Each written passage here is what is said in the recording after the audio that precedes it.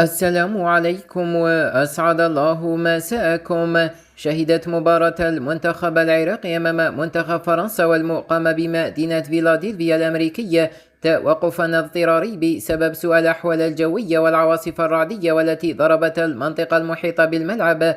وأكد المنظمون أن القرار جاء حفاظا على سلامة اللاعبين والجماهير بعد رص صواعق وبرق بالقرب من الملعب وفق بروتوكولات السلامة المعتمدة في الولايات المتحدة. كما تم توجيه الجماهير إلى الممرات الداخلية والمناطق الآمنة داخل الملعب إلى غاية تحسن الظروف الجوية، في حين واصل المسؤولون متابعة تطورات الطقس بشكل مستمر قبل اتخاذ قرار استئناف المواجهة. وتشير التقارير إلى أن المباراة كانت تشهد تقدما للمنتخب الفرنسي بهدف دون مقابل قبل التوقف وسط أجواء جماهيرية كبيرة ومتابعة واسعة من عشاق كرة القدم حول العالم.